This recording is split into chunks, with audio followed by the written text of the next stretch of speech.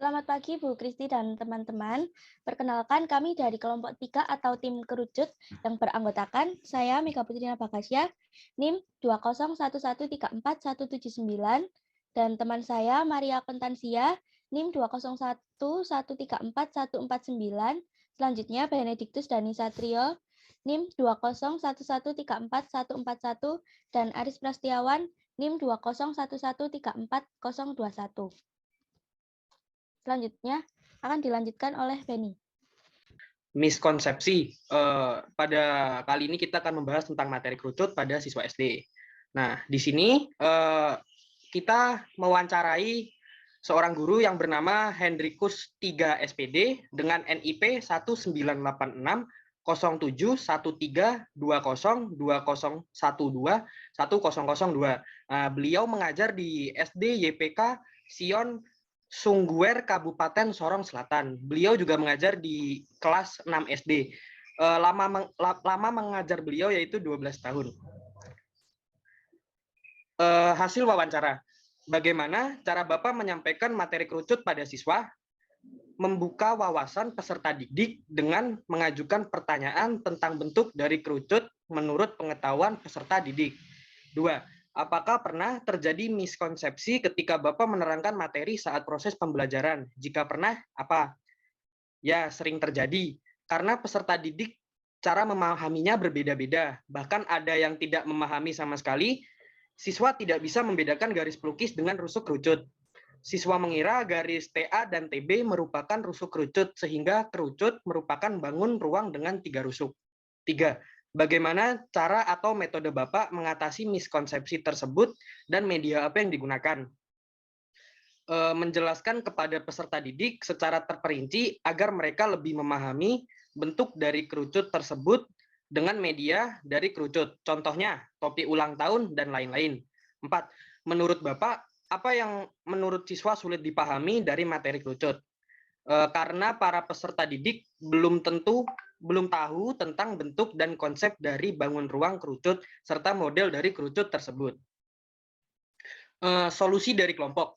Dari hasil wawancara, materi kerucut rata-rata memang sulit dipahami oleh siswa.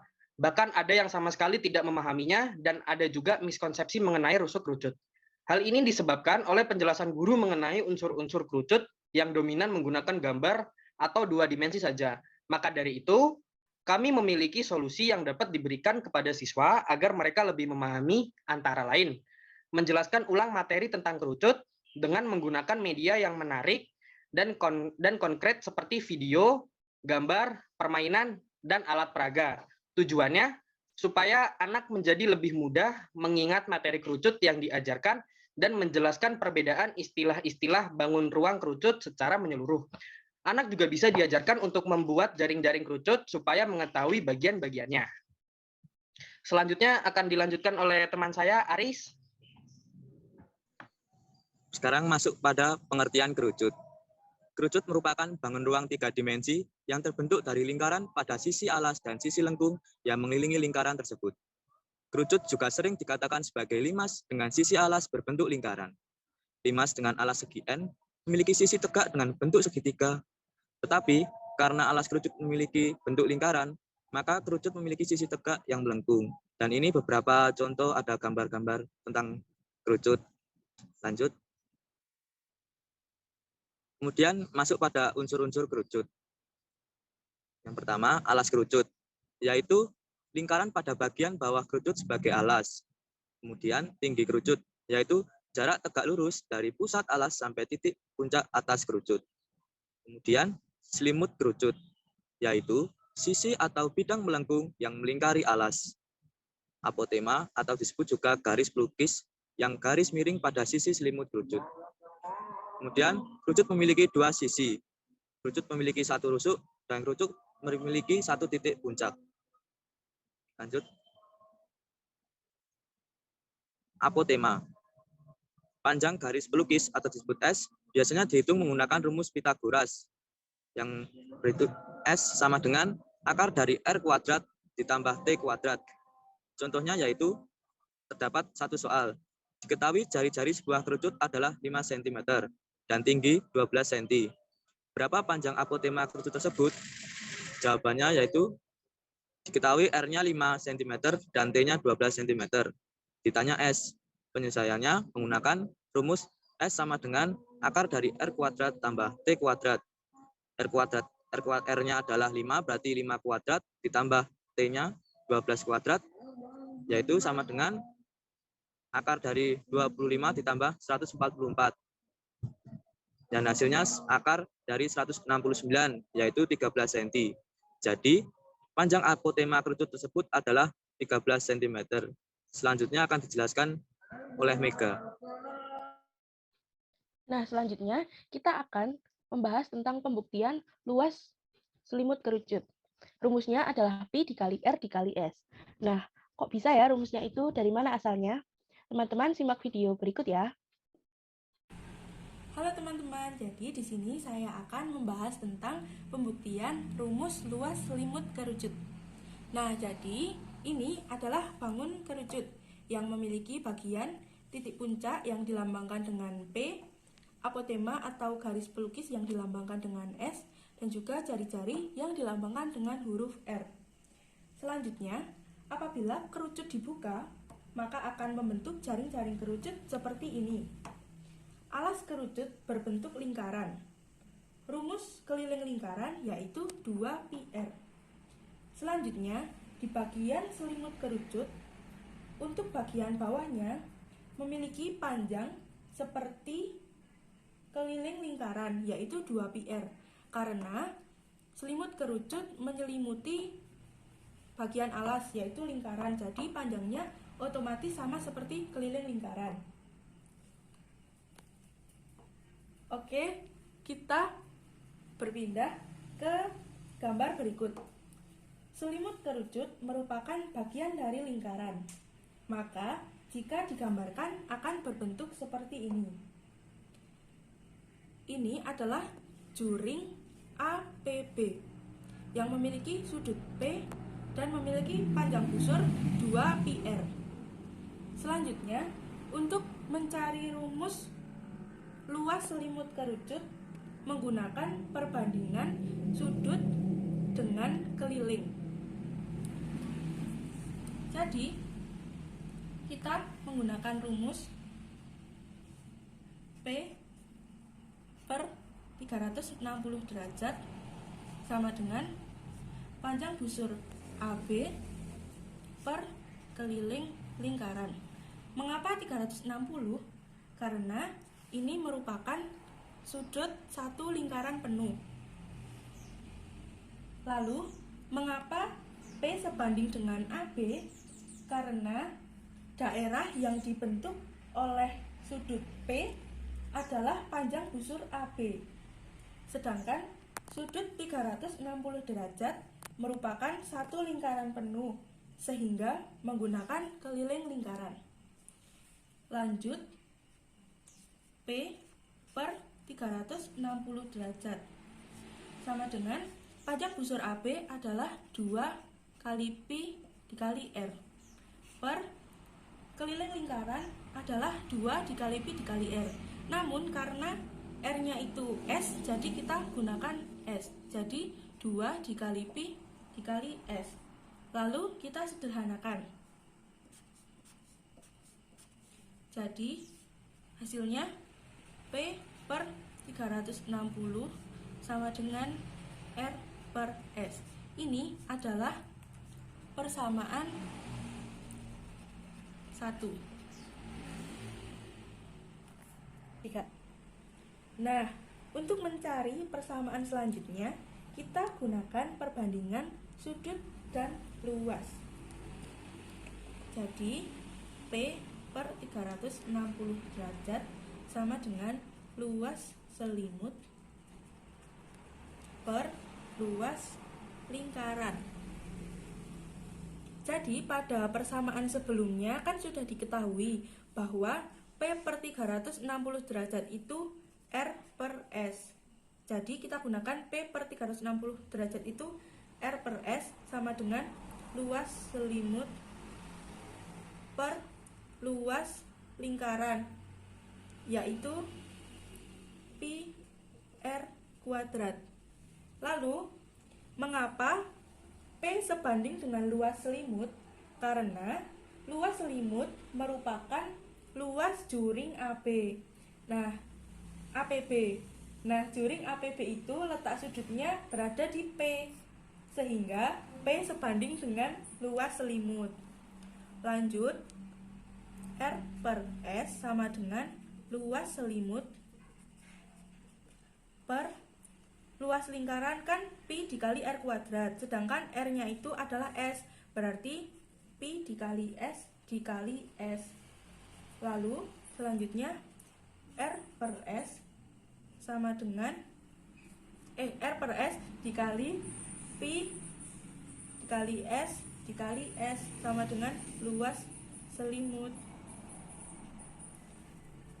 Lalu kita sederhanakan, jadi Pi dikali R dikali S adalah luas selimut kerucut. Nah, berikutnya adalah contoh soal dari luas selimut kerucut. Jika diameter sebuah kerucut adalah 10 cm dan tingginya 12 cm, maka tentukanlah luas selimut kerucut. Jadi diketahui D sama dengan 10 cm, maka R atau jari-jarinya itu adalah setengah dari diameter, yaitu 5 cm. Dan T adalah 12 cm. Nah, karena rumus luas kerucut itu Pi dikali R dikali S, maka kita harus mencari S-nya. Untuk triple Pitagoras, kalau R-nya 5 dan T-nya itu 12, berarti sisi miringnya adalah 13 cm. Kita masuk ke rumus. Untuk penyelesaiannya, luas selimut sama dengan Pi, yaitu 3,14 dikali R, yaitu 5 cm, dikali S. S-nya adalah 13 cm, yaitu hasilnya 204,1. Jadi, luas selimut kerucut tersebut adalah 204,1 cm kuadrat. Lanjut. Nah, kita akan membahas tentang pembuktian rumus luas permukaan kerucut. Rumusnya adalah Pi dikali R dikali dalam kurung R ditambah S. Nah, dari mana asalnya? Teman-teman simak video berikut ya. Oke teman-teman, jadi di sini saya akan membahas tentang pembuktian rumus luas permukaan kerucut. Jadi, rumus luas permukaan kerucut itu adalah luas alas ditambah luas selimut. Karena alas kerucut berbentuk lingkaran, maka luas alasnya adalah Pi dikali R kuadrat ditambah luas selimut kerucut seperti yang sudah ditemukan di pembahasan sebelumnya, yaitu Pi dikali R dikali S. Kita jabarkan, Pi dikali R kuadrat adalah Pi dikali R dikali R ditambah Pi dikali R dikali S. Nah, apakah berhenti sampai di sini? Tentu saja tidak. Selanjutnya kita akan kelompokkan. Karena terdapat dua persamaan di antara dua rumus ini, yaitu Pi dikali R dan Pi dikali R, maka kita berikan tanda kurung. Selanjutnya kita kelompokkan, Pi dikali R dikali, karena tersisa R dan juga S, maka kita tambahkan, yaitu R ditambah S. Jadi rumus luas permukaan kerucut yaitu Pi dikali R dikali R ditambah S. Contoh soal luas permukaan kerucut. Suatu kerucut mempunyai alas yang berdiameter 20 cm dan tinggi 24 cm. Hitunglah luas seluruh permukaan kerucut tersebut. Diketahui diameternya 20 cm, maka jari-jarinya adalah 10 cm dan tingginya 24 cm. Untuk garis pelukis atau apotemanya, kita menggunakan rumus S sama dengan akar R kuadrat plus T kuadrat. Sama dengan akar 10 kuadrat ditambah 24 kuadrat. Sama dengan 100 ditambah 576. Sama dengan akar 676, yaitu 26 cm. Untuk luas permukaan kerucut, kita menggunakan rumus Pi dikali R, kurung buka, S ditambah R. Jadi pi-nya kita gunakan 3,14 lalu dikali R yaitu 10 cm, kurung buka, S-nya 26 cm ditambah R-nya 10 cm. Lalu kita selesaikan dulu yang ada di dalam kurung 26 ditambah 10 yaitu 36. Maka 3,14 dikali 10 dikali 36. Hasilnya adalah 1130,4 cm kuadrat. Maka luas permukaan kerucut adalah 1130,4 cm kuadrat. Selanjutnya akan dilanjutkan oleh Maria. Sekarang kita akan membahas mengenai volume kerucut. Volume kerucut rumusnya itu 1/3 dikali pi kali R kuadrat kali T. Kok bisa? Dari mana asalnya? Kita simak video berikut ya. Hai teman-teman, sekarang saya akan melakukan pembuktian dari volume kerucut dengan menggunakan kerucut dan tabung dan beras. Kita akan membuktikan apakah rumus tersebut benar yang seperti 1/3 dikali pi R kuadrat T. Pertama-tama kita harus mengisikan beras ke dalam kerucut sebanyak berapa kali ke dalam tabung. Selanjutnya kita akan mengisi beras ke dalam kerucutnya. Kita menggunakan tangan saja.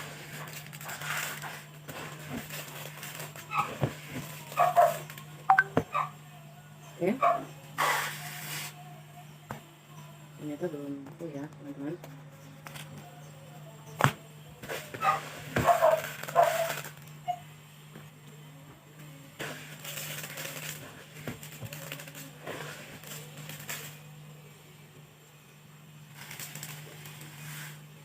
Dan teman-teman harus ingat bahwa dalam membuat tabung dan kerucut harus jari-jarinya sama ya.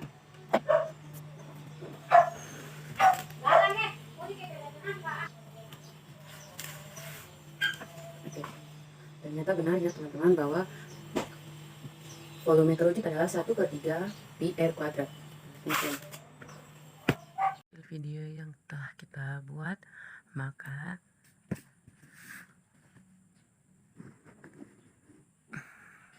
R-nya sama dengan 5 cm dan tingginya adalah 13 cm.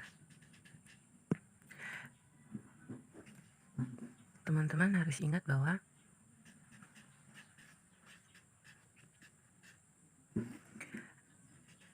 jari-jari dan tinggi volume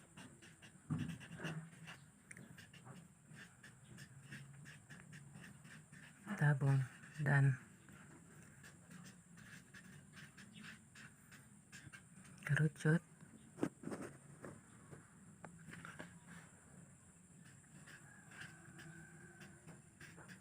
harus sama, tidak boleh berbeda.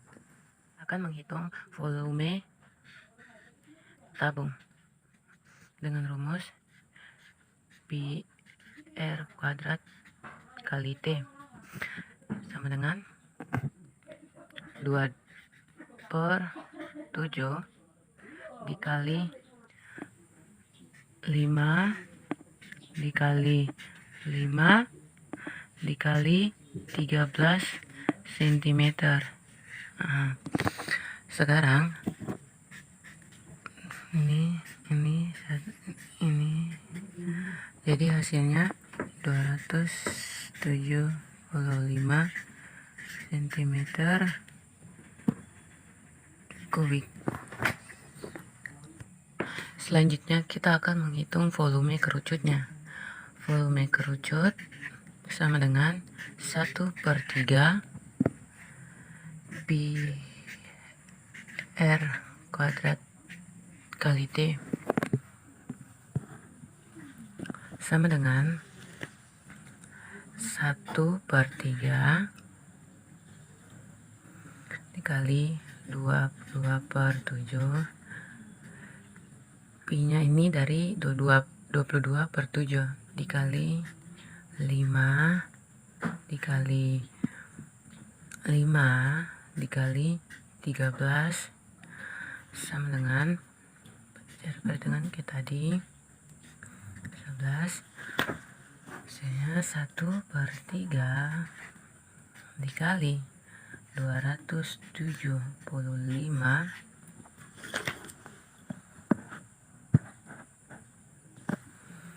Hasilnya 275/3 cm3. Oke, yang terakhir kita akan membuktikan dengan volume kerucut, yaitu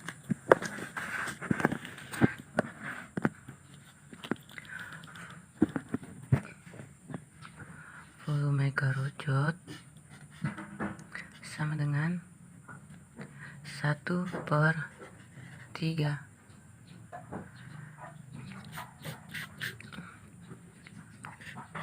V kali T sama dengan 1/3 dikali 275 sama dengan 275/3 cm3.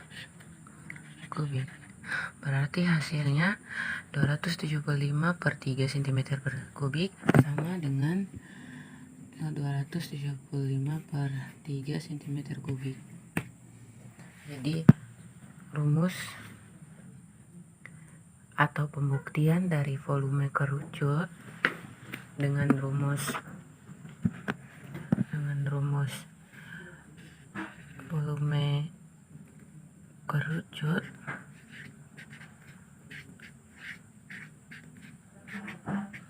sama dengan 1/3 dikali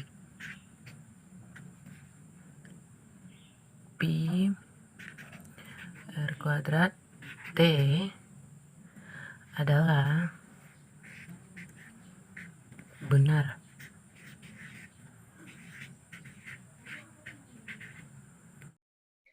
Contoh soal. Suatu kerucut memiliki jari-jari sepanjang 14 cm dan tinggi 21 cm. Hitunglah volume kerucut tersebut. Diketahui R-nya sama dengan 14 cm dan tingginya 21 cm. Cara penyelesaiannya yaitu volume kerucut sama dengan 1/3 dikali Pi kali R kuadrat kali T. V sama dengan 1/3 dikali 22/7 dikali 14 kuadrat dikali 21. V sama dengan 1/3 dikali 22/7 dikali 14 dikali 14 dikali 21. V sama dengan 22 dikali 14 dikali 14 dan hasilnya adalah V sama dengan 4.312 cm3. Jadi volume kerucut tersebut adalah 4.312 cm3. Sekian presentasi dari kelompok kami. Bila ada kata yang salah mohon dimaafkan. Terima kasih.